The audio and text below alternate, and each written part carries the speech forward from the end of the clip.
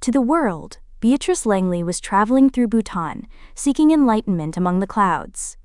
Her son Julian released photos of rolling hills and distant monasteries, paired with captions like, quote, "Mother has finally found peace in nature." The Langley PR team dutifully shared updates of her sipping tea in Kyoto, walking through lavender fields in Provence, and attending silent retreats in Bali. But behind the filtered lies, the truth was far bleaker. Beatrice Langley, once the iron-willed matriarch of the billion-dollar Langley estate, was living in room 209 of Glen Haven, a forgotten nursing home tucked behind a shuttered mall on the edge of the city. The walls of Glen Haven peeled like old wallpaper dreams. The halls smelled of antiseptic and resignation. No one there recognized Beatrice Langley, not the nurses, not the director, not even the residents, and that was exactly how Julian wanted it, out of sight, out of mind, out of the way. Julian Langley had never been accused of subtlety. At 39, he dressed like an old money prince and partied like a man trying to forget he'd never earned any of it. When his father died, Julian was too busy sailing through the Greek Isles to attend the funeral. Beatrice took control of the empire then, but now, as her body began to slow and her mind seemed to drift, Julian saw his chance. He'd forged just enough papers, persuaded just the right doctors, and moved his mother out of her estate under the guise of a private sabbatical. The house was repainted, the guest list reopened, and Julian, dressed in white linen and champagne confidence, began siphoning money from Langley Holdings under Beatrice's digital signature. While Julian bathed in wealth and admiration, Beatrice spent her days surrounded by gray walls and murmuring strangers. Staff at Glen Haven barely spoke to her, dismissing her as another confused old woman, until one orderly stopped to ask if she wanted her tea hot or iced. His name was Elijah North. Elijah was quiet, almost ghost-like in the way he moved. He kept his sleeves rolled down, his head low, and rarely spoke to staff. But to Beatrice, he became a constant presence, reading to her from whatever book she asked for, sneaking her chocolate when the nurses refused sugar, and wheeling her outside even on days when it was technically not permitted. There was something unpolished about him, something rough and unclaimed. Beatrice noticed the way he flinched at loud noises, how he always stood near exits, how he never asked her about money. That, more than anything, earned her trust. They began to talk. At first, about books, then about music, then about the past, his and hers. Elijah never offered much, but he always listened. He never flattered her, and he never pitied her. And for a woman surrounded by wolves in silk, that meant everything. Weeks turned into months. Beatrice stopped asking to go home. Instead, she began writing letters. Late at night, while the home slept and the wind scraped at the windows, Beatrice sat beneath the dim lamplight of room 209, penning secrets into envelopes she would later hide, in books, in drawers, behind the radiator. Elijah never asked about them. But one night, he entered room 209 and found it empty. The bed untouched. The letters gone. Only a single note remained on the desk, folded once. "Don't look for me. Watch what happens next." Elijah North never intended to become someone's confidant, least of all the former queen of high society. He had taken the job at Glen Haven because it was anonymous, invisible, the kind of place where people didn't ask questions, especially not about men with sealed pasts and half-legible resumes. But Beatrice Langley saw him, not just looked at him, saw him. Their first conversations were sparse. He'd wheel her outside to the cracked stone patio when the nurses were too busy or too indifferent. She'd ask for Tolstoy or Yeats, and he'd read to her with a voice low and steady, never theatrical, never performative. She liked that. She didn't want to be entertained. She wanted to be understood. Beatrice, too, had become invisible. To her son, to her so-called friends, to a world that once bowed to her name and now didn't even know where she'd gone. One afternoon, Elijah returned from his break to find Beatrice sitting beside the hallway window, a small Tupperware of homemade chicken soup in her lap. "Don't worry," she said without looking up. "I didn't steal it. I asked that sweet nurse, the quiet one, what you eat for lunch. It's a travesty. You shouldn't live on vending machine granola bars." That was the day their dynamic changed. Elijah brought her forbidden pastries. She, in return, shared slices of her past. The childhood in Vermont, the early days of her marriage to Franklin Langley, the boardroom battles she won without ever raising her voice. "Do you know what it's like," she once asked, "to be the smartest person in every room and still be dismissed because you wear pearls and heels?" Elijah nodded. He never said why he understood. Beatrice never pushed. In the outside world, Julian Langley played puppet master. He stood on stages, raised toasts at charity galas, and lied effortlessly through gritted teeth about his mother's soulful journey. Investors were reassured. The Langley board, once hesitant, had begun to follow Julian's lead. The son had become the king. Back in room 209, Beatrice began writing letters again. Not the casual sort. These were deliberate, careful things, structured, dated, sealed in elegant envelopes. Elijah noticed her hands trembled more lately. He offered to write for her. "These have to be in my hand," she said, and smiled thinly. "They won't mean anything otherwise." Where the letters went, Elijah didn't know, but each morning, a few more would vanish. Beatrice hid them with the precision of a woman who'd once run empires. She was fading, yes, but not defeated. Then came the storm. It rolled in with unnatural violence, howling through Glenhaven's brittle windows, rattling the doors like fists on the edge of madness. The power blinked out 3 times. The staff shuffled, whispering about the generator. Someone screamed down the hall. And by morning, room 209 was empty, no signs of a struggle, no note, no suitcase. Even the hidden letters were gone, as if swept away by the wind. Elijah stood in the doorway, staring at the neat bed, the clean tray table, the window left slightly ajar. Something in him shifted. For the first time in years, he felt the tremor of an old instinct. Buried, but not dead. Something was wrong, and it had just begun. The morning after the storm, the halls of Glenhaven Nursing Home pulsed with confusion. A nurse's voice crackled over the intercom, her tone calm but brittle, like something fragile about to crack. "All staff to East Wing, room 209. Incident report in progress." Elijah was already there, standing frozen outside the door. He hadn't moved since sunrise. The room had been stripped clean. Not in the way a patient leaves after recovery, but like someone had erased her. The floral comforter Beatrice insisted on had been replaced by standard issue sheets. Her framed photo of Franklin Langley, gone. Her collection of books, her writing set, her worn-out slippers by the bed, all vanished without trace. When the facility director, a flustered woman named Mrs. Culver, arrived in a huff of lavender perfume and clipboard bravado, Elijah stepped forward. "Where is she?" She blinked behind her glasses. "Mr. North? There was an accident last night." "An accident?" "A fall," she said. "In the garden, the storm. We're still piecing it together. There were no cameras in that wing." Her voice dropped lower. "She didn't make it." Elijah didn't speak, not because he believed it, because he didn't. No one at Glenhaven had seen a body. There was no ambulance, no siren in the night, just a paper signed in the early hours of dawn by a doctor no one could find, and a morgue van that, allegedly, arrived and departed without so much as a clipboard left behind. "There was no body," Elijah said quietly. "That's against protocol," Mrs. Culver frowned. "It's being handled by the family's legal team. Please don't interfere."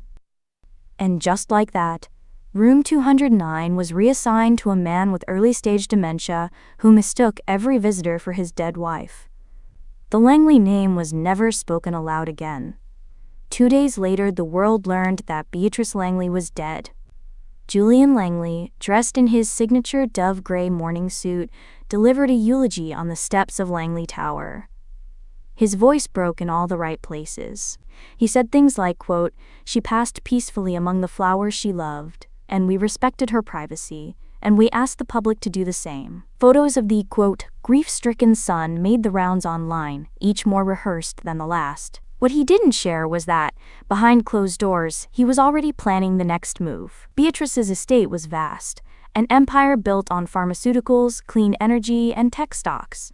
Her will had been updated annually for the last 12 years, and as far as Julian knew, he was the sole heir. He poured brandy into a glass and toasted to the memory of a woman he had long ago stopped viewing as a mother. "Goodbye, mother," he muttered. "I'll take it from here." But then, the unexpected, Julian's lawyer, Edmund Drake, placed a thick envelope on the desk and slid it toward him with a nervous glance. "There's something unusual. Your mother left a clause in her will. The reading must be conducted in person. All heirs must be present, and the reading must be done exactly 1 month after her passing, per her instructions." Julian blinked. "A clause? She never told me." "She was very specific," the lawyer replied. "She insisted it was to protect her legacy." Julian's jaw tightened. Beatrice was dead, yet still making demands, still pulling strings from beyond the grave. But what Julian didn't know, what no one did, was that the reading wouldn't be the end of the game. It would be the beginning. The Langley estate hadn't seen this many cameras since the patriarch's funeral. Reporters lined the wrought iron gates, their breath fogging up lenses despite the warm spring air. Drone footage hovered above the marble courtyard, and inside the once private halls pulsed with murmured speculation and subtle power plays. Everyone who was anyone had come for the reading of Beatrice Langley's will. In life, Beatrice had inspired fear and fascination. In death, she inspired intrigue. Her absence, marked by the mystery surrounding her death, only added fuel to the growing fire. Society heiresses, former board members, estranged cousins, investors, journalists, even her former maid who once sued her for wrongful dismissal, all found a way inside.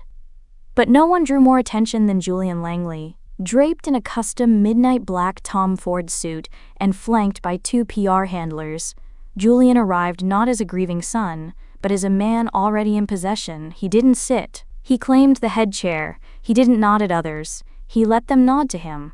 In his hand was a crystal tumbler of scotch, poured far too early in the day. A hush fell as the family lawyer, Edmund Drake, entered the room holding a weathered leather portfolio. "Ladies and gentlemen," Edmund began, clearing his throat. "Per the final instructions of the late Mrs. Beatrice Langley, we are gathered here for the formal reading of her will, under very strict conditions." Julian raised a brow. "Conditions?" he asked with a cool smirk. "Yes," Edmund replied without looking at him. "This will is to be read aloud only once. All listed recipients must be present. No copies will be released until the reading is concluded in full." Murmurs filled the air. Julian leaned back, annoyed. "Fine. Let's get it over with." Edmund slowly unsealed the folder and unfolded the crisp ivory paper. He adjusted his glasses, took a breath, and began. "I, Beatrice Irene Langley, being of sound mind and body, do hereby declare this to be my final will and testament." The room was still. Faces turned sharp with anticipation. Edmund continued reading through the ceremonial openings, funeral preferences, charitable bequests, the standard legal fare. But when he reached the section titled Primary Beneficiary, his voice trembled ever so slightly. "To my son, Julian Maxwell Langley, I leave the memories of what he might have been had greed not consumed him." Gasps filled the air like a sudden gust. Julian sat forward, unsure if he'd heard correctly. "What the hell does that mean?" he barked. Edmund didn't answer. He simply read on, louder now. "To the person who showed me dignity in the shadows, when my own blood turned its back, I leave everything. The estate, the company shares, the holdings, and all legal rights to the Langley name. That person is named herein as Elijah North. There was a full beat of stunned silence. Then, chaos. A flashbulb exploded. A woman shrieked.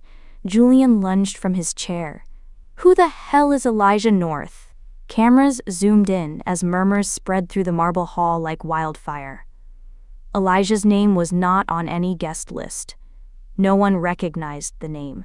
It wasn't a family member, not a board member, not even a servant from years past.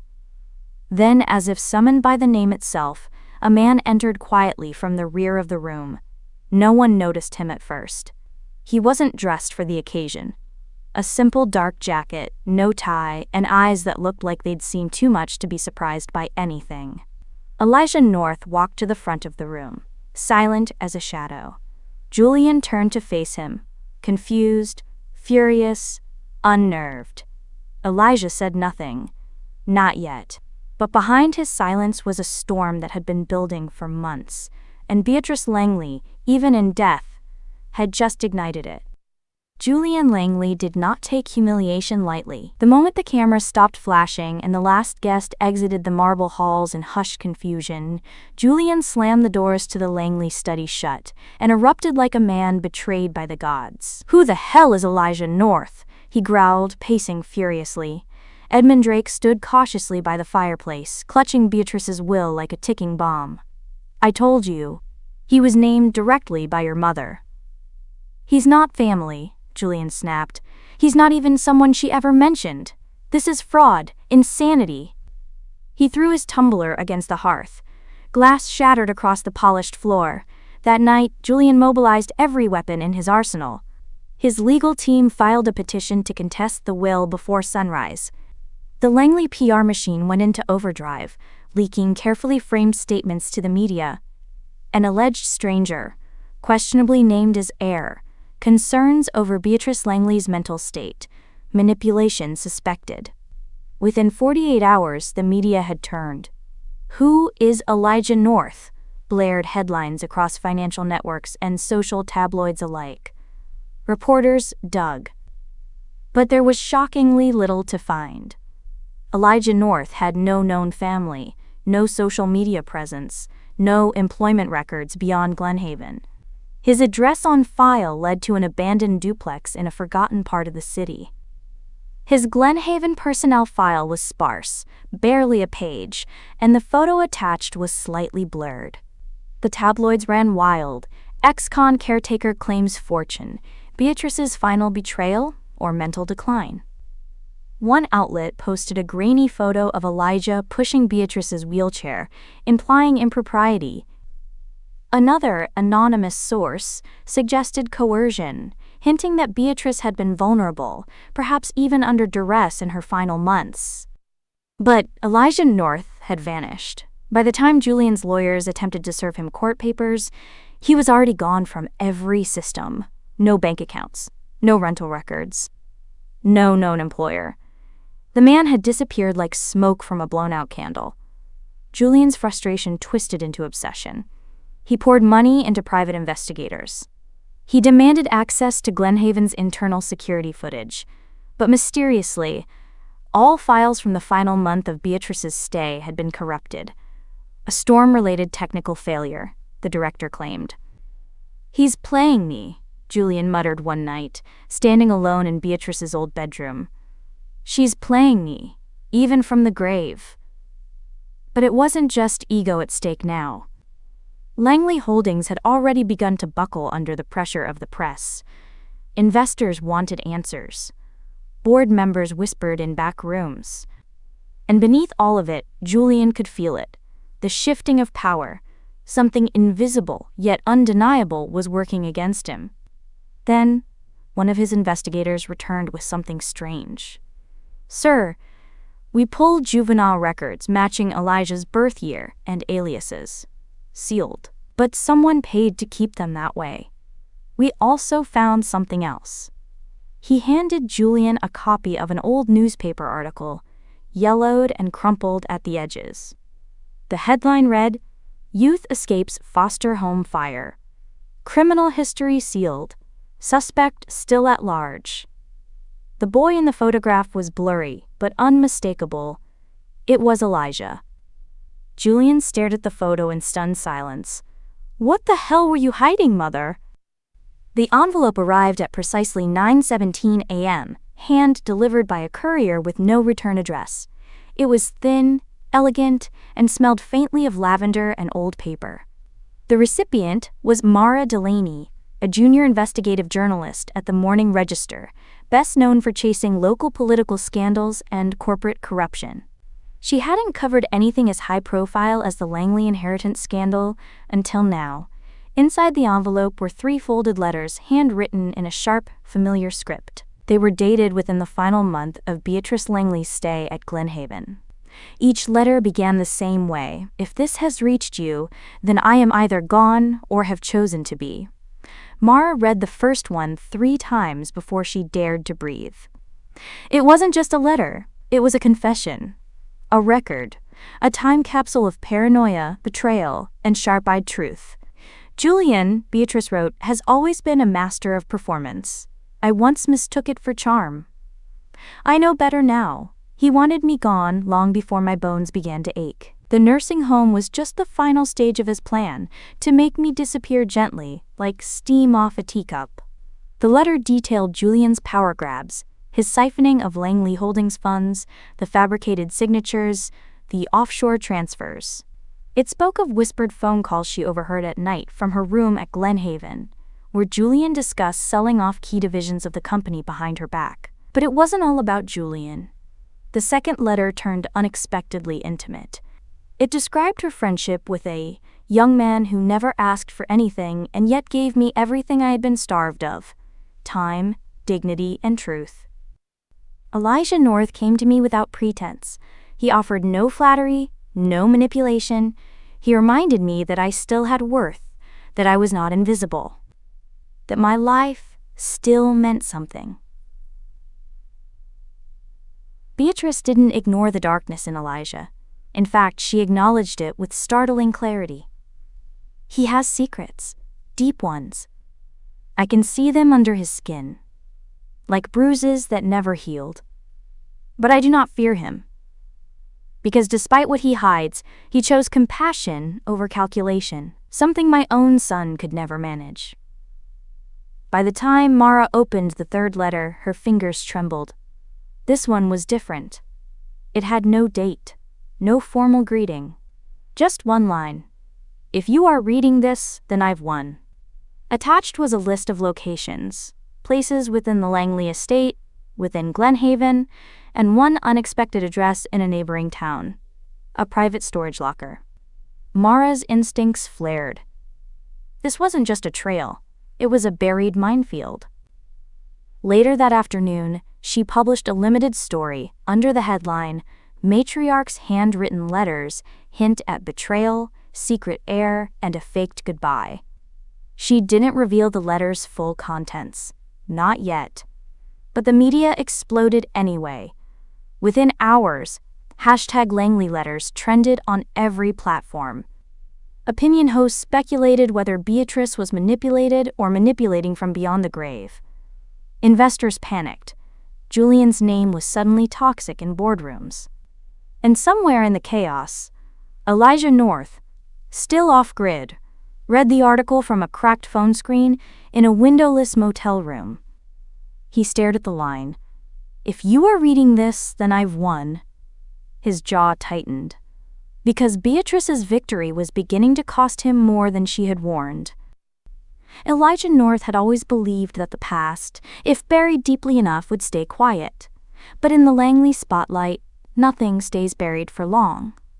The motel was cheap and forgettable, tucked behind a shuttered diner off Route 86. It was the kind of place that didn't ask for ID, where you could live between moments. Elijah liked it for that reason. But as he watched the Morning Register's latest update scroll across the screen, dread settled in his chest like a slow-burning ember. Mysterious heir linked to juvenile crime? Sources point to a sealed record.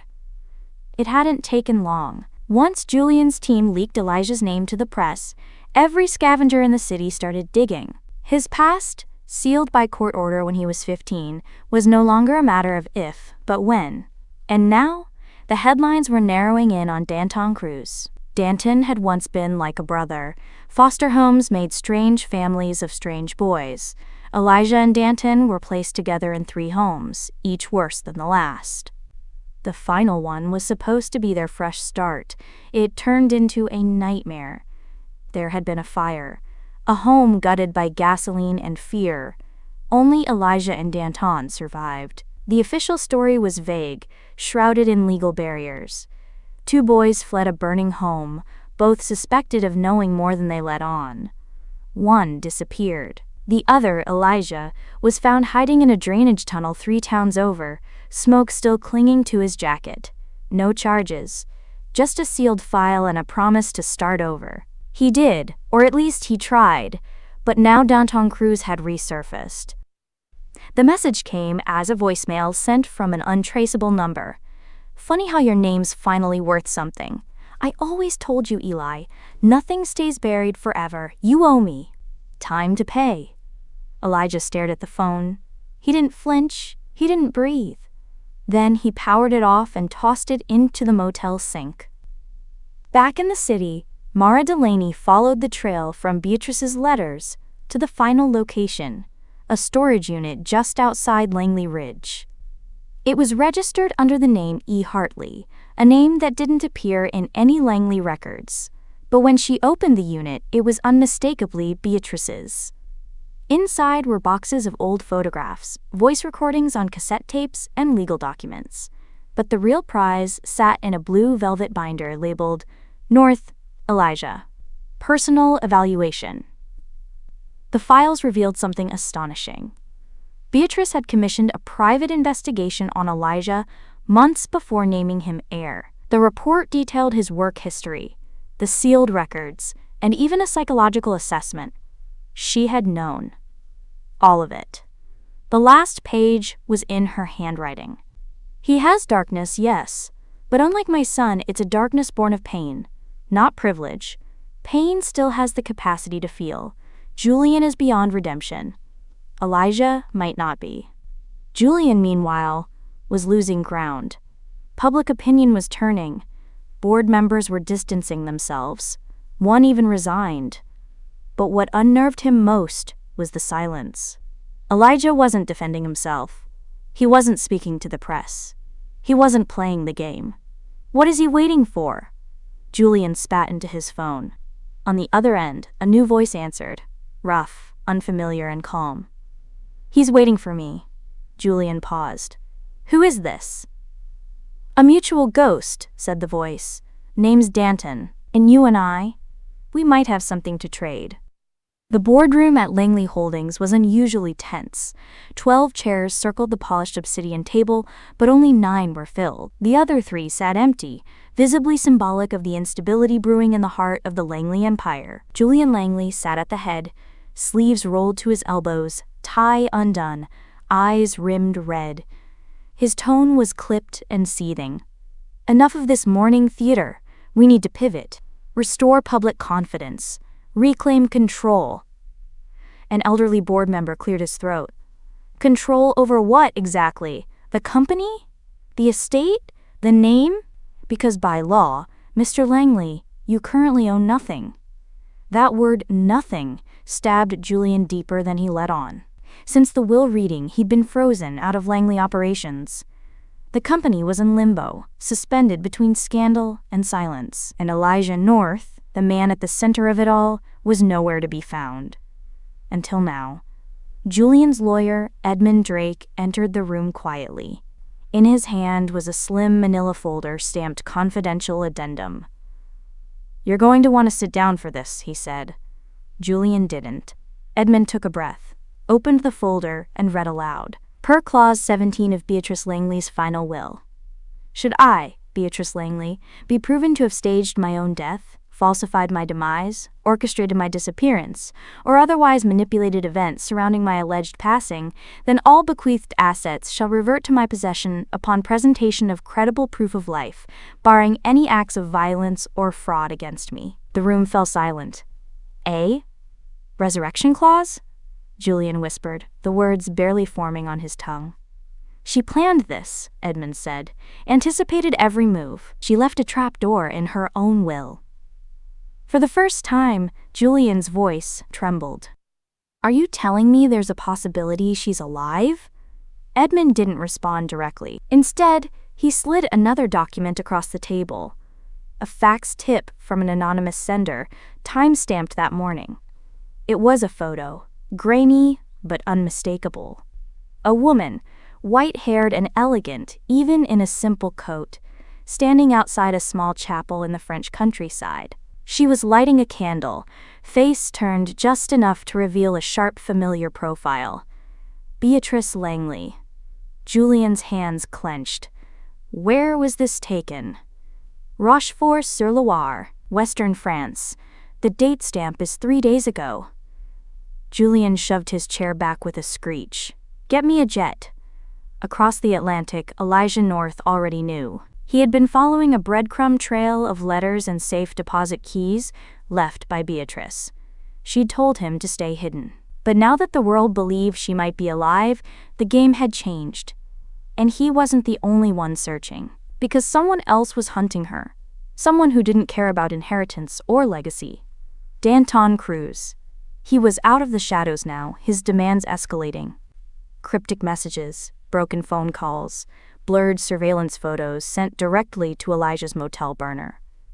Tell me where she is, Elijah, or I'll start lighting fires again. This time, bigger. Elijah knew what Danton was capable of. He'd seen it once, years ago. A fire that consumed everything. Now Beatrice was at risk. And Elijah had a choice. Protect the woman who gave him a future, or run from the past trying to burn it all down. The sun was just cresting over the spires of downtown when the world learned the dead had risen. It began with a cryptic press alert. Langley matriarch to make public statement. Live at noon.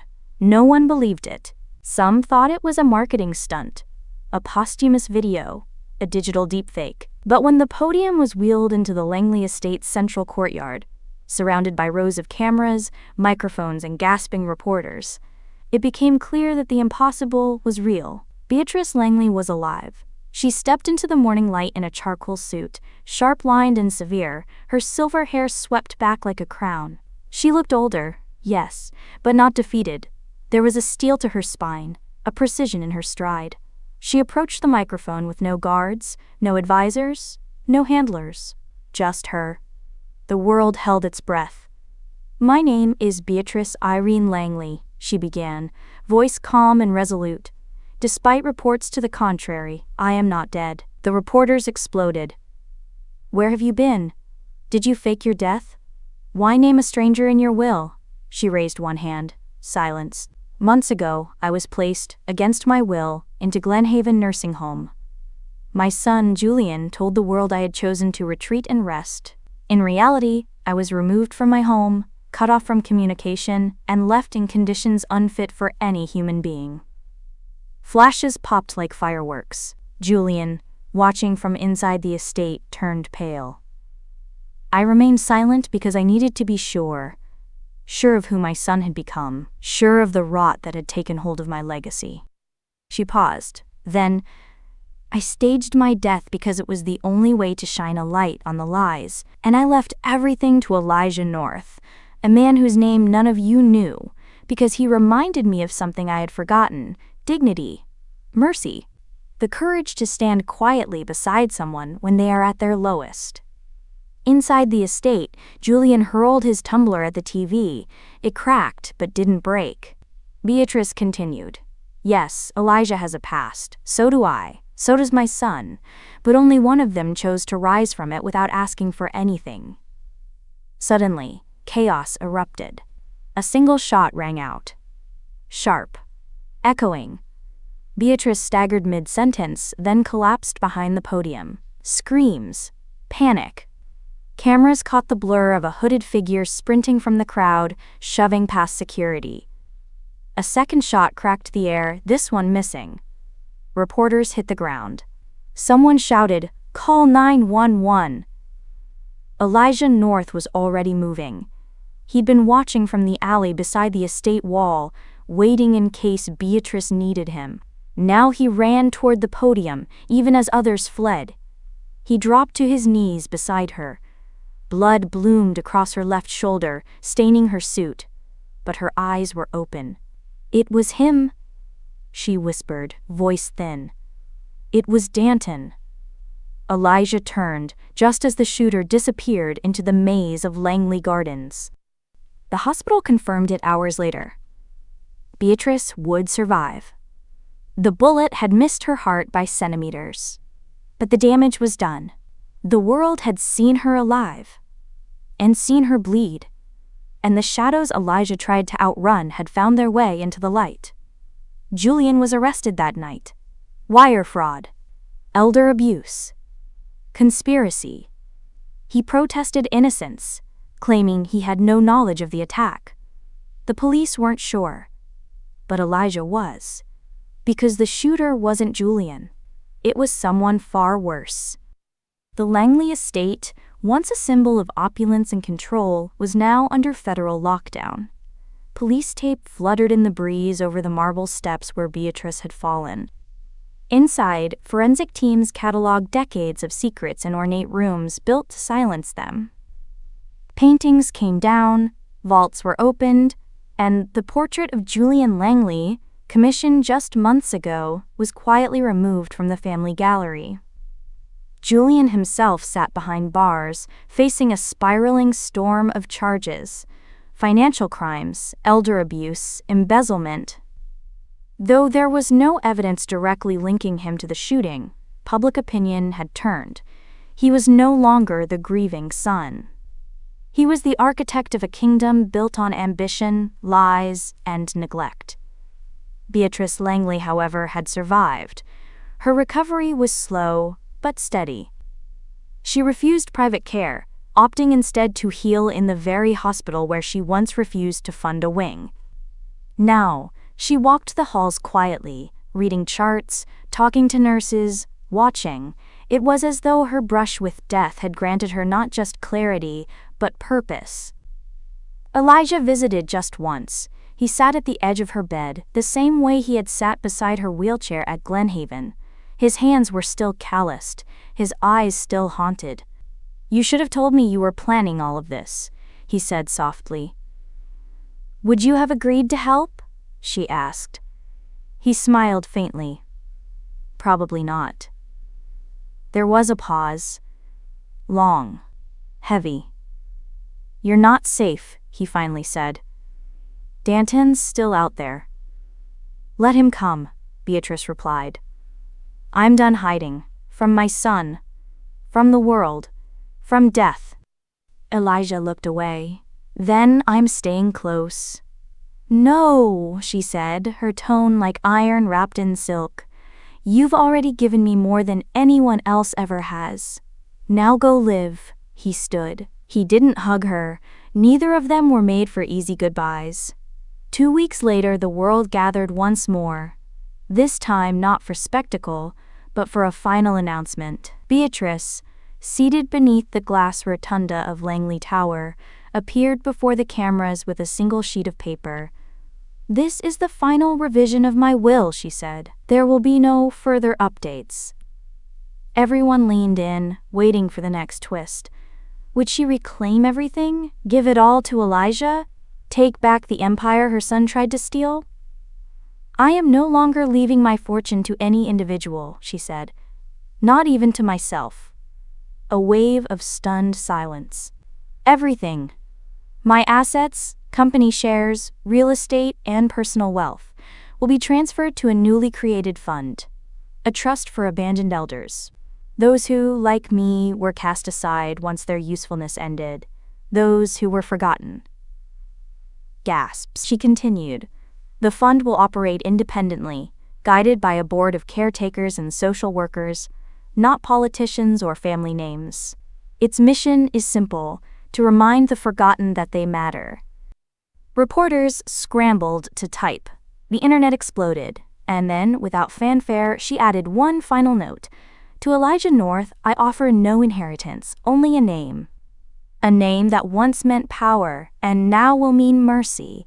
He is free to walk away from it or use it as he sees fit. But know this, if you see his name again, you are seeing mine. In a quiet town along the coast, Elijah North stood barefoot in the surf, watching the tide erase his footprints. A newspaper lay folded in his bag, the headline barely legible: Langley Legacy Reborn, From Empire to Sanctuary. He didn't need the fortune. He never had. He needed what Beatrice had finally given him: redemption and the freedom to begin again. Behind him, the sun dipped low, casting long shadows across the sand. But Elijah didn't look back. He walked forward, into the tide, into the light.